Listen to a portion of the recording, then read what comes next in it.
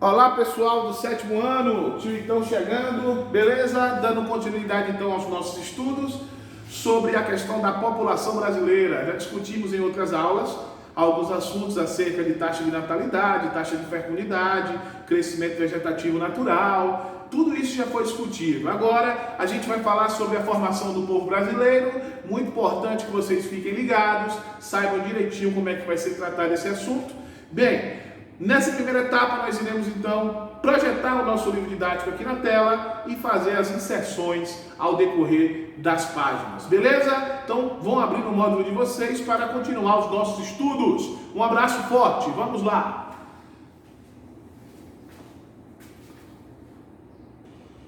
Como prometido, galera, tá aí a projeção, página de número 43. Vamos falar sobre a formação do povo brasileiro. Vou dar um zoom aqui para ficar mais interessante. Acho que tem um probleminha aí, daqui a pouco a gente volta. Probleminha resolvido, então estamos de volta. Galera, é o seguinte, formação da população brasileira. Nosso país é um país de grande diversidade cultural, né?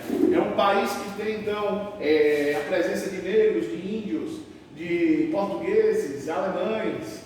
A gente tem também a presença de japoneses no nosso território, enfim. A nossa cultura é uma cultura muito vasta, muito rica. Nosso país é um país da miscigenação, né? As festas típicas que ocorrem no nosso território têm uma origem, têm uma tradição que remete aos povos antigos que então colonizaram e fizeram parte e fazem parte da nossa vida, né? Então, quero citar aqui para vocês que esse processo vai ter início lá na época das grandes navegações, quando os portugueses chegam ao nosso território e já encontram logo de cara a presença dos índios. A gente pode notar a presença dessas características de diversas formas, né? É o Bumba Meu Boi, que existe na região do Amazonas, na região norte também, lá na região norte. A gente tem também a questão do frevo, da capoeira, que é dos africanos, origem negra. O frevo, que a gente tem uma dança lá do Pernambuco, também de origem e tradição cultural nordestina. Temos na região do centro-oeste, né, as cavalhadas, que são manifestações culturais muito fortes,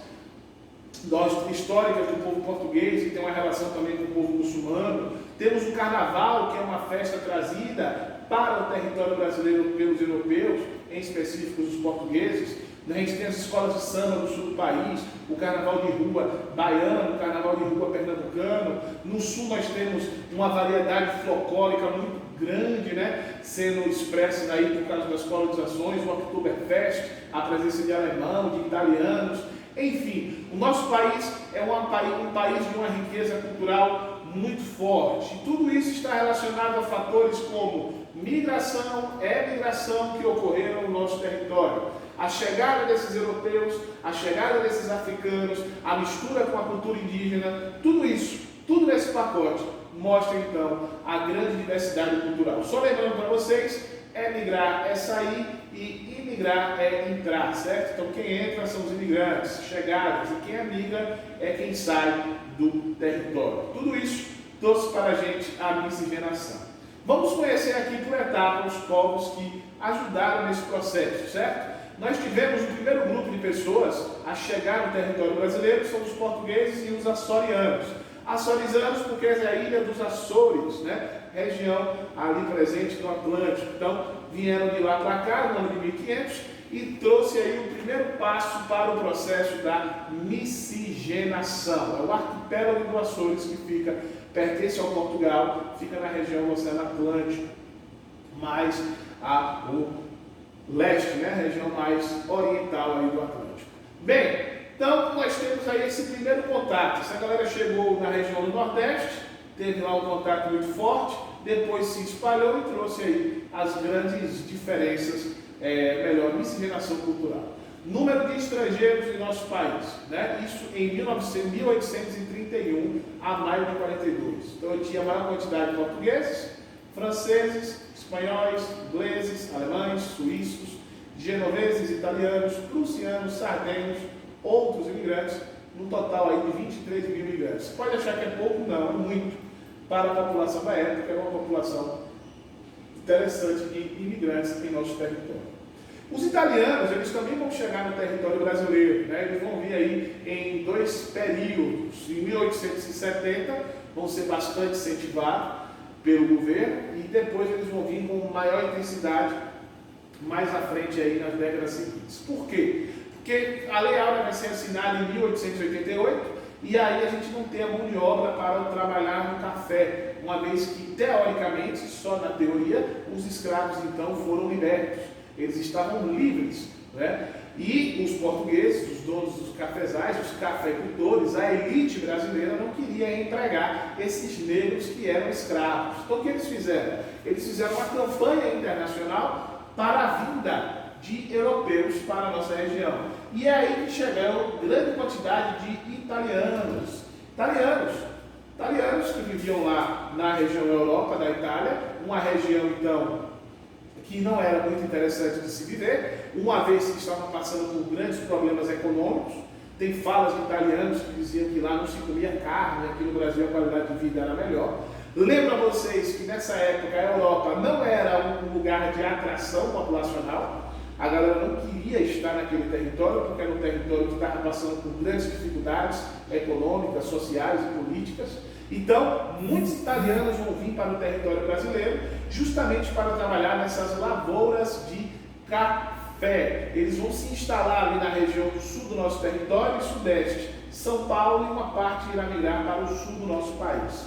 Isso aí vai mudar quando chegamos em 1930. Mais especificamente em 29 a gente tem uma grande crise mundial. E em 1930 o presidente da República que sobe ao poder é Getúlio Vargas. E Getúlio cria então uma lei para diminuir a quantidade de imigrantes em nosso território. Ele começa a perceber que a chegada desses imigrantes não seria tão interessante para revigorar a economia brasileira, uma vez que o nosso país estava em meio também a essa crise e começou a olhar para o seu território de uma forma diferenciada, certo? Então, os italianos contribuíram substancialmente para a cultura brasileira, times de futebol, danças, a questão da criação de uvas, a plantação de uvas, né? Então a gente tem aí todo esse processo. A grande influência desse povo é na cultura paulista. Você tem o bairro da Moca, que é um bairro muito italiano, né? No fim do século XIX, uma nova corrente de imigrantes italianos para o Brasil, dessa vez foi para a região do sul, cidades como Bento Gonçalves e Garibaldi, né? Formaram essas importantes cidades, presença de italianos em nosso território. Outra presença forte, essa presença a gente não pode esquecer, são a presença dos africanos. Os africanos que vieram em grande massa para o nosso território, não por vontade própria, mas sim pelo processo de escravidão. Então eles foram forçados a vir ao nosso território. Bem, estima-se que durante 325 anos, 4 milhões de africanos vieram para o nosso território. Regiões como Angola, Congo e África Central, Nigéria, Benin e Guiné, atualmente, né? Essas regiões foram que trouxeram, que eles foram retirados grande quantidade desses negros. Bem, cito a vocês também que o governo teve uma ideia de uma política de branqueamento da população. Como a gente teve 4 milhões de negros africanos trazidos para o nosso território, depois que a Lei Áurea foi assinada, teve-se então essa política de tentar embranquecer a cor do Brasil. É uma política bastante equivocada. E aí veio muitos imigrantes. Só para salientar. Então esses africanos que vieram para o nosso território, eles contribuíram de forma significativa e contribuem até hoje nas danças, na culinária, nas religiões também. A gente não pode deixar de citar as religiões africanas, que são muito importantes e fazem parte da cultura brasileira. A Bahia é muito forte nesses traços, né? O acarajé, a comida africana trazida então para o nosso território. Aqui eu tenho uma imagem muito interessante. Na verdade, ela é uma pintura, né? Olhos sobre a tela. A redenção de câncer. Ela é interessante porque ela mostra esse processo de miscigenação. Você vê aqui, ó, e de embranquecimento da cor brasileira, né? Eu tenho aqui a negra, vinda da África, a presença aí já da mistura entre o europeu e os africanos daqui, e o neto, que já é produto dessa miscigenação como um todo. Então, vale a pena ficar ligado nessas questões. Bem, outro grupo interessante que veio ao nosso território foram os alemães. Esses alemães também foram incentivados para vir para o nosso território. Eles vieram justamente porque a Europa era uma área de repulsão populacional. Esses alemães, então, eles vão se situar no nosso território, nas regiões sul e sudeste do nosso país. Uma parte vão ficar em São Paulo, mas a maioria deles vão ficar nas regiões de Santa Catarina, Paraná. São regiões ali que têm uma influência, Rio Grande do Sul, que tem uma influência muito forte desses alemães, certo? Bem, preciso citar para vocês que eles também irão formar cidades interessantes, vão se fixar nessas regiões e vão então começar a povoar, começar então a trazer sua cultura e ajudar na miscigenação do nosso território. Vão ser importantes na parte da agricultura, ou melhor, agropecuária mais especificamente. Um outro grupo interessante que veio para o nosso país são os sírios libaneses. Esses já se fixaram parte na região ali do sudeste do país, também se fixaram no nordeste brasileiro. Sírios libaneses, eles aí já tinham uma aptidão muito grande para a região, para a parte do comércio, né? Bom citar para vocês que eles chegaram ao Brasil no século XIX, finalzinho do século XIX, foram para a cidade de São Paulo, como eu mencionei, também ocuparam a região norte e nordeste. Atuavam e atuam na parte do comércio, né? Então, muito interessante aí esse grupo de sírios libaneses em nosso território. Temos também a presença dos japoneses, o primeiro navio que veio do Japão para cá, o navio Kasatomaru. Bom vocês ficarem ligados nesse nome, né? Um grupo significativo chegou aí em 1908, a ideia era trabalhar na agricultura e eles se fixaram em São Paulo, Paraná e Pará. Os japoneses que têm uma importância também muito forte nessa região. Cito para vocês bairros que são japoneses. São Paulo, a gente tem um bairro japonês, onde é muito forte aí esse processo de cultura japonesa em nosso país. Beleza? Transformações econômicas no país levaram esses japoneses a migrar do campo para os centros urbanos, né? Passando a integrar então a sociedade rural quanto à urbana. Aqui eu tenho um imigrante chegando ao Rio de Janeiro, essa foto é de 1953, né? Então, são japoneses chegando ao nosso país. A todos esses povos que vieram para o Brasil, podemos juntar mais outros menores. A gente teve grupos pequenos de holandeses, chineses, enfim, toda essa galera começou a contribuir de forma substancial, poloneses e ucranianos, para o nosso país. Tem um textozinho interessante que vocês vão dar uma lida, e eu quero agora falar sobre uma população que é muito importante, que vem sofrendo muito, principalmente nesses últimos 2 anos aí, tivemos uma mudança política muito séria, a população indígena, essa população que vem tendo aí problemas sérios com demarcação de terra, que está tendo problemas sérios aí também com a Covid-19 e que está tendo problemas sérios em se restabelecer em nosso território. Quando os portugueses chegaram ao Brasil, já existiam índios em nosso território, certo? Bem, esses índios foram massacradamente mortos pelos portugueses no processo de colonização. Acredito que vocês já viram isso em história. E hoje nós temos, de acordo com o censo de 2010, nós tínhamos em torno de 817.963 indígenas. Em 91 o total era apenas de 294 mil. Então houve um crescimento interessante dessa população. Beleza? Para que essa população não pudesse ter deixado de existir em nosso território, houve um processo de demarcação de terras indígenas, né? Constituição Federal criou essa ideia de demarcar as terras, que são áreas onde os índios podem viver. Essas terras pertencem à União, essas terras não podem ser comercializadas, mas elas são de uso dos índios, beleza? Então, elas são parte nacional, pertencem à União e os índios podem usufruir dela, não podem comercializar.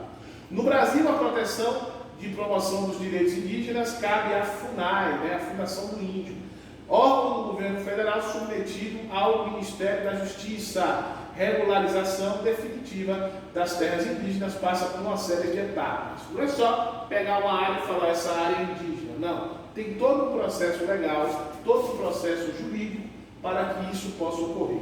Começa com o estudo de reconhecimento, este deve ser aprovado para que ocorra a delimitação. enquanto o pedido é encaminhado e analisado para o Ministério da Justiça. Então, se procede à declaração, quando são delimitados os marcos geográficos, ou seja, a área do terreno, e a homologação, que é a aprovação do presidente da República, que o presidente então assina. Somente depois dessas etapas é que essa terra pode ser registrada em cartório, e aí eu tenho então a regularização da terra indígena.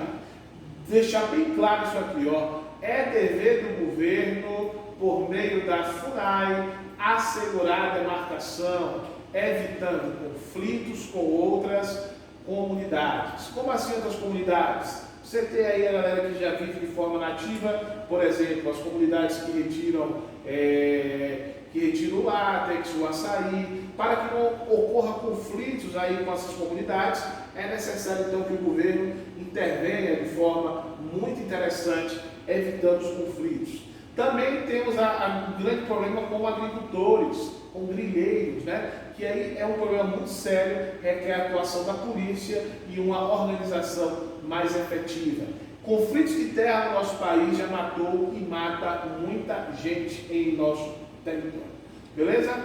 Contudo, temos processos aí muito fortes. Vocês vão fazer essa atividadezinha, nós temos 462 áreas indígenas demarcadas. Isso aí está lá no material de apoio de vocês, na página 1, tem as áreas indígenas, vocês vão dar uma olhada e vão resolver então essa atividadezinha aí, que é bastante interessante. Bem, com isso a gente fala sobre falamos já, né, citamos aí a importância da miscigenação em nosso território. Outra coisa importante aqui são as características da população brasileira, né? Como foi que teve essa mudança? Bem, nosso país é um país que passou por grandes mudanças populacionais, um crescimento vegetativo muito forte. A gente pode notar aqui que em 1872 tínhamos apenas 9.930.000 e hoje temos em torno de 207 milhões de habitantes. Isso é uma projeção, certo? Quando a gente olha a evolução da população mundial, a gente vê aqui ó, em bilhões, né, que em 1700 nós tínhamos 0,6 bilhões de habitantes no mundo todo, ou seja, 600 milhões de habitantes, e hoje nós temos 8,3 bilhões de habitantes, ou melhor, uma projeção para 2025 é que tenhamos 8,3 bilhões de habitantes vivendo no mundo. Bem, vamos seguindo aqui que a gente já está chegando ao finalzinho aí do nosso capítulo, né? População brasileira, assim como a mundial, cresceu bastante após a metade do século XX.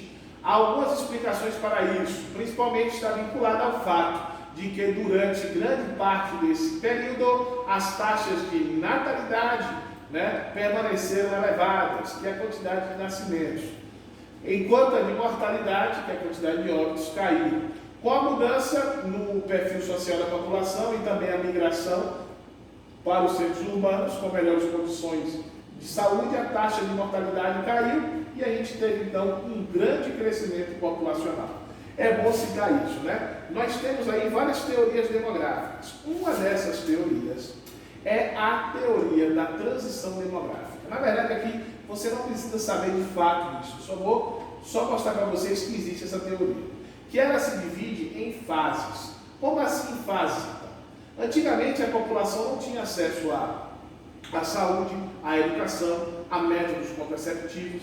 Então você tinha um grande nascimento de pessoas e uma grande quantidade de óbitos.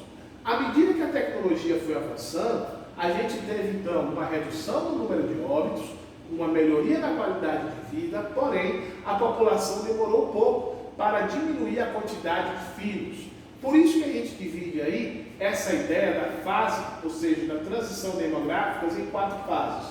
Na fase 1, a taxa de natalidade, ou seja, a quantidade de pessoas que nascem, ela é alta junto com a taxa de mortalidade. Portanto, a população não cresce muito. Já na fase 2, a taxa de mortalidade cai e a taxa de natalidade cai, mas só um pouquinho. Como resultado, eu tenho então um aumento da população. Na fase 3, que é a fase em que o Brasil está inserido, eu percebo que a taxa de natalidade começa a cair e a taxa de mortalidade também está diminuindo, ou seja, a população cresce em um ritmo bem pequeno, chegando até a diminuir ao decorrer dos anos. E nós temos a última fase, que é a fase 4, que é quando a taxa de natalidade ela é baixa, junto com a taxa de mortalidade, chegando então a um equilíbrio populacional. Países que se encontram nessa faixa são os países desenvolvidos.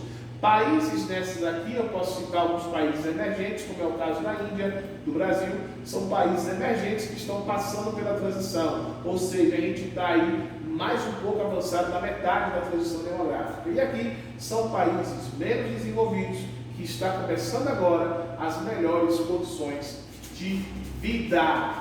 Beleza, gente? Uma outra coisa interessante é a estrutura etária da nossa população. Toda vez que vocês ouvirem a palavra etária, vocês vão se ligar que eu estou me referindo à idade. Então é muito importante que vocês se liguem nisso. A questão da idade, ela é fundamental. Por quê? Porque a gente vai começar a entender como é que funciona um grupo de pessoas, ou melhor, a idade entre homens e mulheres que vivem em nosso território. Isso aqui é uma pirâmide etária de 1960 se referindo ao Brasil. Eu posso notar então que à sua esquerda eu tenho os homens, está aqui ó, e à direita eu tenho as mulheres. Aqui eu tenho uma quantidade em milhões de habitantes e aqui eu tenho as idades, 0 a 4, 5 a 9, 10 a 14, 15 a 19 e por aí vai. Em 1960 a gente tinha um pouco mais de 8 milhões de crianças do sexo masculino entre 0 e 4 anos. E nós tínhamos 8 milhões e um pouquinho de meninas entre 0 e 4 anos. Isso em 60. Ainda na década de 60, a gente pode citar aqui, ó, que a gente tinha em torno de 4, um pouco menos, né, 3,9, vamos dizer assim, 3,9 milhões de homens entre 30 e 34 anos e a mesma proporção, quer dizer, um pouquinho mais de mulheres entre 30 e 34 anos. E a quantidade de idosos muito pequena, nem 1 milhão de idosos aí a gente tinha acima de 80 anos em 60. O que é que aconteceu? A de 2020 foi uma projeção, né, que a gente está no ano de 2020, então aqui é uma projeção, a gente começa a perceber o quê? Que esse número ele modificou. Eu noto que tive um aumento da população mais idosa e uma diminuição, teoricamente, do número de crianças. A população brasileira vem fazendo menos filhos. Então, essa pirâmide etária já está um pouco diferente. Por quê? Porque uma pirâmide tem a base larga e o topo estreito. Aqui a base já começou a ficar menor do que o corpo. E o topo começou a ficar um pouco mais largo. Isso é sinal que a população brasileira está envelhecendo mais, a quantidade de crianças está diminuindo e a quantidade de adultos começa a ser grande em nosso território. No futuro, isso significa dizer que nós teremos mais idosos, menos adultos e menos crianças. Por que então? Justamente pelo fato de que a população brasileira vem diminuindo a quantidade de filhos. Por isso que a gente teve aí esse processo da reforma da Previdência Social, que cabe vários questionamentos, mas não é o foco da nossa aula de hoje. Beleza, galera? Então, pirâmide etária é isso. Vou deixar uma dica para vocês. Quanto maior a quantidade de idosos em um país, mais desenvolvido é aquele país. Por que então? Porque para se viver mais requer melhor qualidade de vida, melhor tecnologia de saúde, maior quantidade de estudo. Quanto menor a quantidade de idoso, menos desenvolvido é o país. Beleza? A população brasileira, ela não se distribui igual por nosso território. Não. Ela tem aí grandes diferenças. Beleza? Mas essa parte de população, de distribuição populacional, eu vou deixar para nossa próxima aula. Então, no nosso próximo vídeo, a gente fala sobre essa distribuição desigual das populações por nosso território. Beleza, galerinha? Então, um abraço forte de Timitão. Era isso que eu queria para vocês nesse segundo encontro.